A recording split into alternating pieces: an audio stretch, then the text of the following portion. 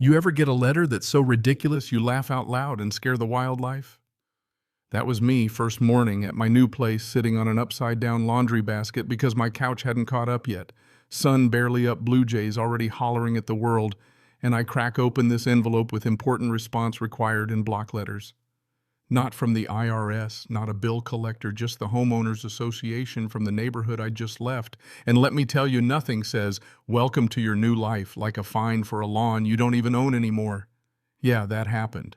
I'm serious.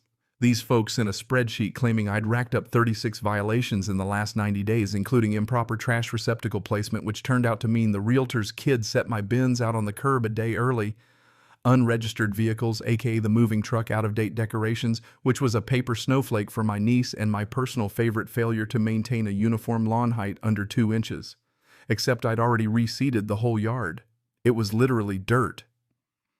I reread the letter twice, checked the date, made sure I wasn't on a hidden camera show, then hit the part in bold: "We will not allow you to escape your obligations." I laughed so hard I made a jay jump off the porch railing. Let me back up a sec. 5 years in that old HOA, and for a while it was all right, little reminders about mailbox colors, maybe a nudge if your holiday lights overstayed their welcome. But then the power-hungry folks moved in: Margot, who acted like she was running a tiny dictatorship, and Dale, who wouldn't introduce himself without tacking parliamentarian onto his first name. Suddenly you'd get emails about fence slat width and countdown clocks for leaf pickup. They made a kid repaint his skateboard ramp because the blue wasn't HOA blue. By year 5, I was done. I got my exit papers tight. Hired Lynn, my real estate attorney, king of the checklist. We pulled the resale certificate, which is like the report card for your house, showing no violations, no liens, clean slate. Management company sent a payoff letter, 0 balance, thanks for playing, don't let the door hit you. I kept that thing framed for a week just to admire my freedom. New house, different world. No HOA by design. My first question for any realtor was, do you see a binder taller than a Labrador anywhere on the property? If yes, I was out. Ended up on a block with neighbors who decorated with wind chimes and rusty bike wheels, and nobody cared. My kind of place. Then came the letter, and you can imagine my face. Lynn was actually offended on my behalf. You've got every document. Why are they sending you this? We both knew the answer. Some people just love power more than facts. So we drafted a reply, stapled all the legal proof together, and basically said, "You can't lasso me from across county lines, folks." Sent it certified mail. Thought that'd be it. 2 weeks later, I get served at work. Guy in a windbreaker, looks like he's auditioning for Law and Order, hands me a stack of papers and a sticky note. "You've been served. HOA's suing me in small claims. They want fines, late fees, ongoing compliance with a neighborhood I now reach only by highway and spite." I call Len. He sighs, says, "Show up calm. Judges like calm." Day of the hearing, I wear my don't panic tie. Margot's there, hair so stiff it'd survive a tornado. Dale's hugging a binder.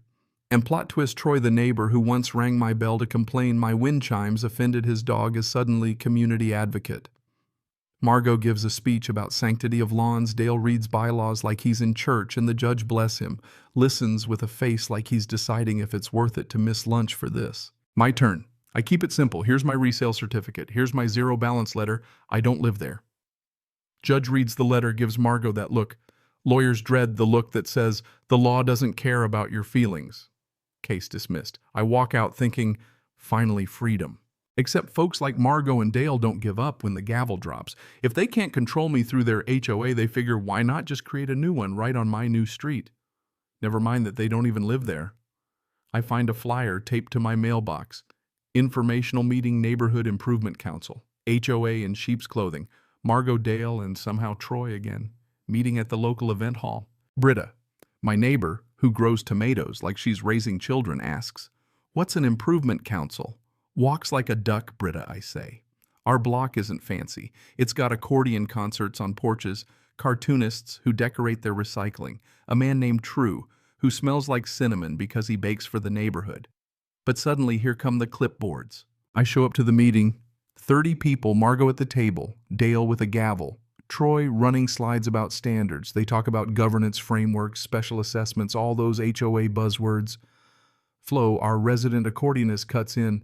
"Do you even live here?" Margot dodges Dale bluffs with experience. I stand up. Britta steadies me. I say, "You tried to sue me and lost. Now you're here trying to build something new, but you don't even live here." Some folks laugh, some frown, but suddenly people are asking real questions about money, about selling their houses, about freedom. Then Troy drops the phrase, "We just want the right kind of buyer." The room goes cold. Flo shoots back, "If the right kind of buyer hates accordions, they can buy somewhere else. Meeting's over." That night, Margot emails everyone a massive proposal, bylaws, dues, fines for everything from fairy lights to unapproved exterior fixtures, even an intent to file clause that would slap a covenant on your house if a majority defined as whoever answers the email says yes. It's a democratic process made of vapor. Len laughs, then warns me, "Don't just mock it. Get organized." So I do. I start knocking on doors explaining how silence will be counted as consent. 90% say, "No thanks," the rest ask about snow plowing. We have city plows. Flo bakes me cookies for my trouble. Britta puts a sign in her yard. "Beware of improvement." I bring in a lawyer named Adina who speaks like an engineer. She maps out all the ways these folks can't just bind properties without signatures, without developer plans, can't just staple obligations onto our deeds. She reminds me if anyone tries to file fake documents, there are real legal consequences. Next, we build a group chat, call it Stoop, because every good neighborhood has a stoop. Adina hops in to explain rights. Flo posts memes about accordions. The couple with twins finally speak up. When Margot and Dale try again, sending out QR codes that count non-responses as yes votes, we organize a block party, not a protest, just food, music, neighborly mischief. Camden, a former board member from their old HOA, shows up with a folder of receipts, minutes, emails, line items marked Special Enforcement Program, all the evidence we need. Margot and her crew show up at my door one morning waving clipboards. I'm calm. I lay out the facts, including their fine print about treating silence as consent. I tell them, "You try to record anything against my deed, you'll answer for it personally." Camden says hi. Margot's smile wobbles. They stomp off. Final battles at the event hall. Their vote in one room, our stoop group in the other. We lay out the law. Adina hands out printouts. People sign a statement refusing any binding association. By lunchtime, our clipboard is full. Margot bursts in, accuses us of undermining the process. Adina just asks, "Show us the law." Britta pipes up, "I didn't want you in charge of my pumpkins. That's neighbor power." After their vote, they send out a press release claiming majority support, which, given the math, means they're counting ghosts. Adina drafts a letter for us. Any attempt to record covenants we'll challenge. We're not angry, we're just right. Next thing you know, Margot files a bogus declaration of standards at the county trying to bind every property. My title insurance company catches it, so does Adina. We file a quiet title action dispute. The notary gather the neighbors. At the hearing, the judge doesn't even blink. "Do you have signatures?" he asks 3 times. They don't. Our evidence is airtight. Judge voids their document, orders it flagged, refers the notary and cherry on top, schedules a sanctions hearing for filing in bad faith.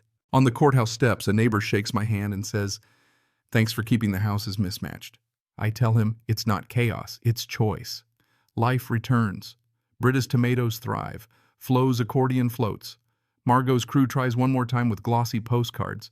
The city bans rentals to fake councils. Troy No Tie now brings sourdough and admits he's enrolling in mediation. Maybe there's hope yet. So am I worried they'll try again? Not really. Our immune system's strong. A court order, a group chat that disagrees on paint colors but agrees on freedom. The trick isn't a taller fence, it's a habit stronger than letterhead.